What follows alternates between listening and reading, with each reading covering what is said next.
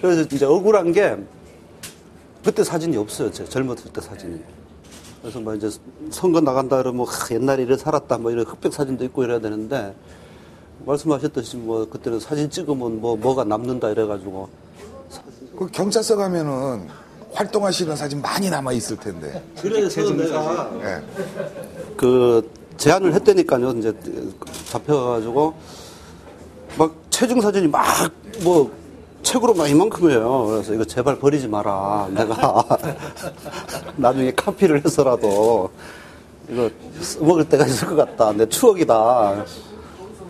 진짜 그거 한번 찾아봐야겠다. 10년 지나서 다 파괴하는 거 아닐까요? 그러게. 그럴 수도 있겠다. 그럴 수 있을 것 같아요. 근데 좀 억울해요. 하여튼 그 젊은 시절에 그 추억에 남을 사진 한 장 없는 게 비록 뭐 데모하는 사진이었을지도 모르겠는데 하여튼 뭐 그때는 전부 독사진이었잖아요. 둘이 찍으면 또 쟤하고 뭐 이렇게 해가지고 잡아가면 얘 누구야 이렇게 됐으니까. 자, 한 잔 더 하시죠. 이게 마음이 좀 짠해지는데. 개인적으로 제가 저 군대를 사복부대를 나와가지고 저는 이제 소위 얘기하는 백골단 나왔거든요. 본의 아니게 뭐 차출을 해서 이제 저도 이제 그런 내벌 진압하는 부대를 어쩔 수 없이 했습니다만은 그때 이제 가장 안타까웠던 게 그런 거거든요.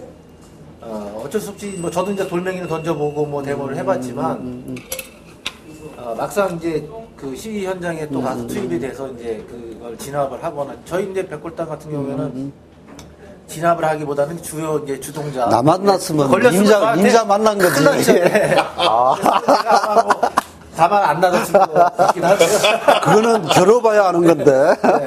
근데 어쨌든 간에 그런 뭐 상황이라고 하는 건 항상 이제 역전할 수 있지 않습니까? 예, 근데 안타까운 것은 그런 거더라고요. 그러니까 내가 이제 학생 신분일 때는 나도 이제 돌을 던졌지만 또 이제 막상 막는 입장이 되면 그냥 가만히 있는데 저쪽에서 이제 시비를 걸어오거든요. 먼저 뭐 진압을 하거나 아니면 뭐 저기를 하지는 않으니까 그러다 보면 이제 또 이제 감정들이 생기거든요. 근데 또 위에서 이제 상부에서 이제 지시하는 것도 있고요.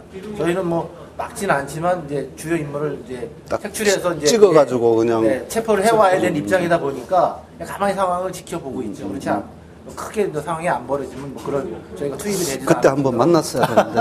다행히 저는 경남이어가지고 아마 괜찮았습니다. 우리 김 후보님이 80년대서부터 이제 많은 활동, 학생운동서부터 이제 넘어오면서 민주화 저기로 넘어오면서부터 정부로부터 보면 이제 시민사회 활동을 참 많이 하셨어요. 혹시 기억에 남는 활동이 있으셨습니까? 일단 제가 이제 원래는 목사가 되려고 그랬어요. 그래가지고 이제 대학 들어올 적에 이제 감리교 신학대학교 원서까지 샀다가 이게 가만히 생각해 보니까 그때 잠이 너무 많았는데 평생을 새벽 기도하려고 살아야 될 거 생각하니까 이건 뭐 앞에 암담한 거예요. 그래가지고 이제 장학금 좀 주는 데 있나 싶어가지고 이제 인하대 들어갔는데 그때가 이제 80년도에 입학했으니까 그때는 하여튼 예수처럼 살아야 된다. 그렇게 사는 게 어떤 걸까 이러고 있다가 광주 이제 탁 터지고 이러니까 제가 사실은 인하대 들어올 적에는 인생 폈다. 그때만 해도 이제 대학만 졸업하면 어쨌든 먹고 사는데 지장이 없었으니까 고생 끝 행복 시작 이랬는데 80년 5월에 이제 광주 딱 일어나고 그러면서 이게 뭐지 이러다가 이제 그때 인생 조졌죠. 인생 패려버렸고. 그러고 이제 쭉 그 길을 걸어온 거죠. 걸어온 거고. 그래서 이제 교도소 갔다 와서는 이제 청년단체 만들었고, 그 다음에 이제 선거하다 보니까, 이거 시민운동도 좀 필요할 것 같다 이래가지고, 이제 지금 인천 평화와 참여를 하는 인천연대, 거기도 있었고, 거기 있으면서는 이제 처음으로 그 단체장들 판공비, 그 공개 운동을 이제 처음으로 이제 했었고, 또 그룹도가 몇 년도지? 95년도. 5년도? 그때 이제 핵폐기장 들어온다 그래가지고 이제 한 1년 동안 싸워서 이겼고, 그리고 이제 부평미군기지 그 이제 반환 싸움 하다가 674일 동안 농성했나? 그리고 이제 반환을 받았는데 아직 이제 안 되고 있는 거고. 그것도 사실은 농성이 시작된 게, 원래는 집회 신고를 내가지고 이제 합법적인 집회였는데, 그 코스 변경하러 갔다가 이제 코스 변경 신청을 내니까 불허를 낸 거예요. 뭐 이제 진압하겠다 이 뜻인데, 그냥 또 물러서기에는 좀 그렇고, 그래가지고 어차피 깨질 건데 누군가 하나 이렇게 있어야 된다 이래가지고 농성이라도 하자. 후배들 보고 누가 할래 이랬더니, 그럼 형님 제가 하겠습니다. 이래야 되잖아. 근데 전부 나를 쳐다보는 거예요. 진짜 나쁜 놈들이다. 어? 이 나이에 내가 농성을 해야 되냐 이래가지고 제가 이제 단식도 많이 해보고 농성도 많이 해봤는데 딱 8일을 하고 쓰러진 게 그때였어요. 그러니까 이제 가보시면 아시겠지만 이제 부평 그 현대 지금 옛날에 벽화점이었는데 미군 부대 후문이죠. 그 이제 아스팔트에서 그냥 이제 비닐로 하나 덮고 있는데 매연하고 뭐 이런 게. 가스 막 들어오고 이러는데 딱 8일 만에 그냥 탈진되더라고요. 그래서 그렇게 시작된 게 이제 674일간 뭐 농성이라 가지고 이제 장기 농성으로 들어갔고 2002년도에인가 이제 뭐 반환하겠다 이렇게 이제 발표가 났죠. 뭐 하여튼 그렇게 살았습니다. 그러니까 이제 김성지 후보 같은 경우 인천의 어떤 주요한 시민들과 함께해서 이렇게 권리나 이런 것들을 만들어내고 운동을 만들어내 시민운동을 만들어냈던 그 지점이 항상 있었어요. 그러니까 이제 제가 기억하기로는 95년 핵폐기장 반대, 불협도 핵폐기장 반대 이게 매우 중요한 시민적 의제였고 이럴 때 그걸 이제 집행위원장을 맡아서 끌고 나갔던 이렇게 사람이었고 부평 미군기지가 반환되도록 하는 최초의 시민운동을 비닐 한 장 뒤집어 쓰고 누워버린 것, 농성을 시작한 이게 이제 시민운동으로 촉발되면서 이제 반환까지 오게 됐던 그래서 그런 의미에서는 매우 좋은 평가를 받아야 되고 인천의 어떤 운동사에 이렇게 좀 잘 기록돼야 되지 않을까 이런 생각을 항상 하고 있습니다. 자, 근데 이게 모든 게 이렇게 좀 긍정적으로 세상이 비춰지고 내가 노력하고 희생한 거에 대해서 남들이 이렇게 평가할 수 있는 이런 어떤 사회가 열려야 되는데 아직까지는 모든 게 이게 꼭 반대급부가 같이 맞물려 있다 보니까 평가절하하게 되는 부분들. 그러니까 순수하게 그 자체로 평가하기보다는 자신의 어떤 저기를 위해서 평가절하하는 부분도 형성이 되고 또 과대평가돼서 참 별거 아닌데도 이렇게 크게 돋보이는 부분들도 있고 그 가운데서 이렇게 꾸준히 자신의 길을 걸어간다는 게 이게 쉬운 일은 아니거든요. 그래서 어려운 길을 이렇게 걸어오신 부분들 참 어렵게 사셨는데 그럼 얘기를 이제 조금만 이제 전환을 해서 지난 2010년도에 이제 그 지방선거 관련해서 시장으로 그때 이제 나오시면서 당시에 이제 그 송영길 후보하고 단일화 하시면서 88가지의 정책에 대해서 합의를 하셨던 걸로 제가 알고 있어요. 그럼 그때 그 88가지 정책 합의하신 거에 대해서 지금 이제 정권이 끝나가는 말기니까 이제 시정부가 평가를 하신다면 어떻게 평가를 하십니까? 그러니까 이제 어떻게 보면 절반이 될지 3분의 1이 될지 제 책임도 있어서 어쨌든 송영길 시정부를 이제 탄생시킨 뭐 일조를 해서 이제 평가한다는 게 좀 조심스러운데